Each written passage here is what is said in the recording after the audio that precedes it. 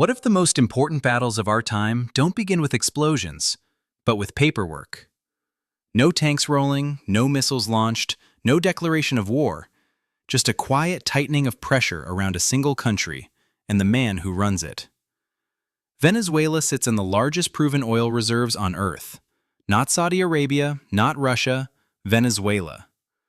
For decades, that oil flowed into a global system dominated by the United States, priced in dollars, settled through American-controlled financial rails. It was never just energy, it was obedience. Then something changed. Sanctions replaced diplomacy. Licenses replaced treaties. Access replaced sovereignty. The United States did not invade Venezuela. It didn't need to. Instead, it began restricting where Venezuela could sell, how it could sell, and who was allowed to touch the money afterward. Tankers were tracked. Payments were blocked. Accounts were frozen. Oil still existed, but access disappeared. And slowly, power shifted away from territory towards systems. At the center of this tightening web stood Venezuela's leadership, not hunted by soldiers, but by restrictions, not surrounded by armies, but by financial walls. This is how modern power works.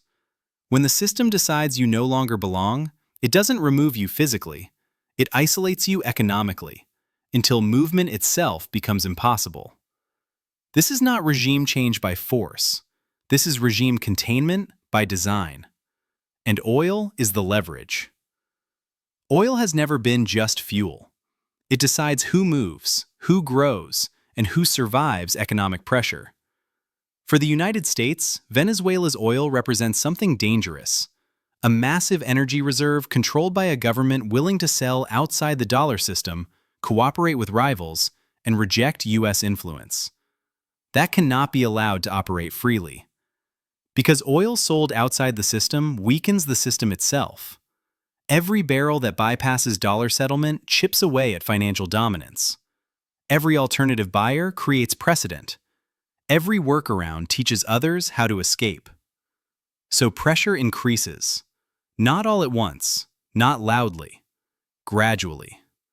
Sanctions are framed as discipline, restrictions as law, isolation as consequence. From the outside, it looks like punishment.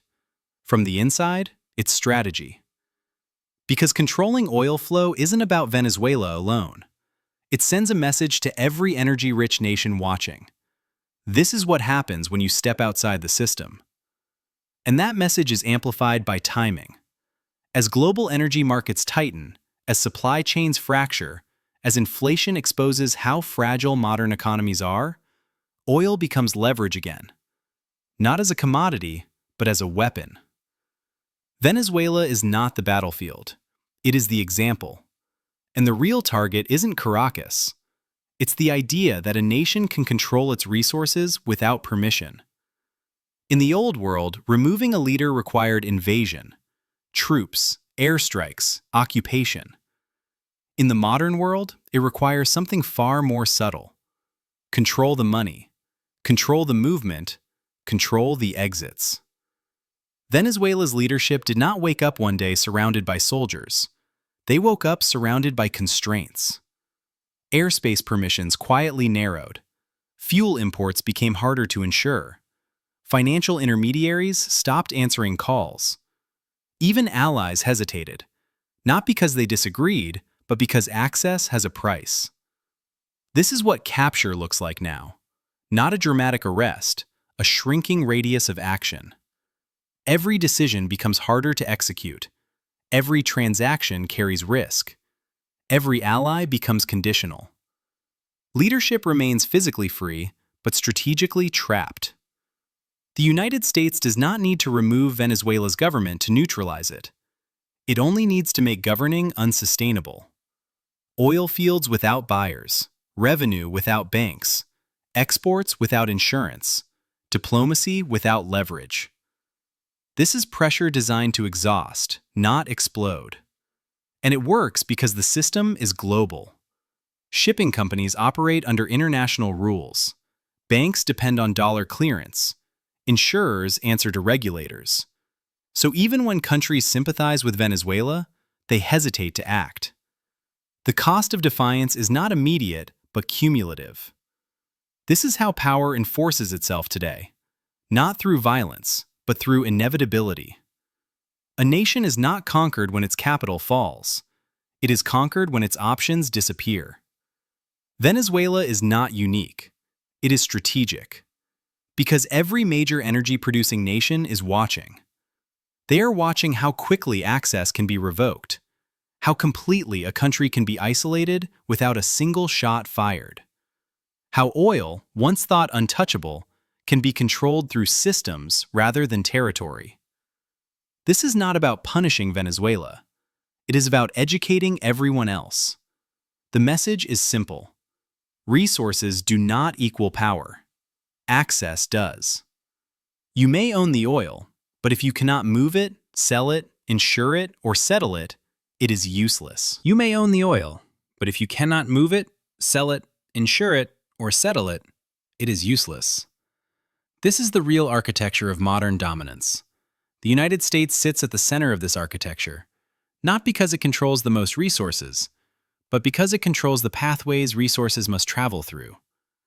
And that creates a dilemma for the world. Follow the rules and retain access, or challenge the system and risk isolation.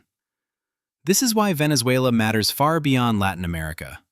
It reveals the cost of independence in a system built on permission, and it forces other nations to ask uncomfortable questions. What happens if we are next? What alternatives exist when access is denied? What assets remain valuable outside the system? These questions don't produce speeches. They produce quiet preparations. And those preparations, once started, rarely stop. China does not respond to pressure the way smaller nations do. It watches, it measures, it learns. When Venezuela was isolated, Beijing didn't rush in with speeches or declarations. It studied the mechanics, how sanctions were enforced, which choke points mattered, which institutions complied, and which hesitated. Because Venezuela wasn't just a crisis, it was a case study. China understood something critical. This was not about ideology or leadership. It was about control over access. Oil was being used as leverage not by seizing wells, but by dominating the routes oil must travel: shipping, insurance, banking, settlement. That lesson landed hard. If Venezuela could be economically captured without invasion, then any country operating inside the same system was vulnerable. So China adjusted. It expanded energy deals outside traditional settlement channels. It invested in physical infrastructure rather than promises.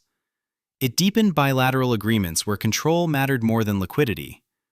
Venezuela became part of that shift, not as a savior, as a signal. Oil sold under alternative arrangements. Payments structured differently. Logistics rerouted where possible. None of this made headlines. That was the point. China doesn't challenge the system loudly. It builds alongside it, until alternatives quietly exist. Venezuela showed what happens when you don't have those alternatives ready. China intends not to make that mistake. But pressure has limits. The same system that isolates can also expose its own rigidity. When access becomes conditional, trust changes character.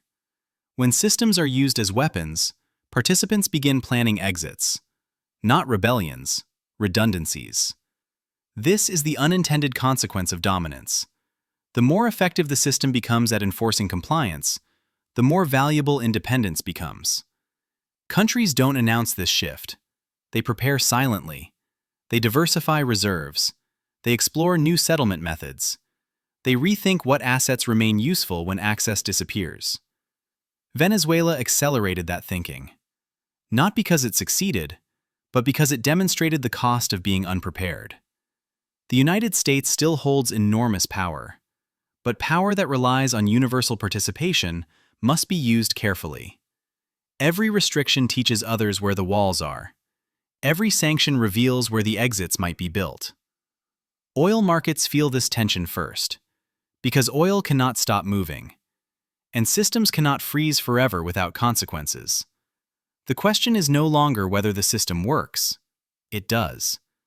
The question is how many countries are now quietly preparing for a world where it might not always work for them. And once that preparation begins, the landscape never fully returns to what it was before. In the end, Venezuela was never captured by soldiers. It was captured by architecture, by systems so deeply embedded in global trade that stepping outside them meant isolation, by rules written long before the crisis began, and enforced without drama. This is the new reality of power. Nations are no longer defeated when their borders are crossed. They are defeated when their options vanish. Oil without access is not power. Sovereignty without connectivity is fragile. Independence without preparation is expensive. Venezuela exposed this truth, not because it collapsed, but because it showed how quietly collapse can be engineered. And that lesson did not go unnoticed. This story does not end in Venezuela. It continues wherever resources exist without guaranteed access, where systems are trusted until they are not. The United States remains dominant. China continues preparing. Other nations watch, calculate, and hedge. This is not the end of global order. It is its evolution. Power is no longer about what you own. It is about what you can move, settle, and protect when conditions change. And in this world, the most dangerous moment is not collapse. It's the belief that collapse is impossible. Because history shows something simple.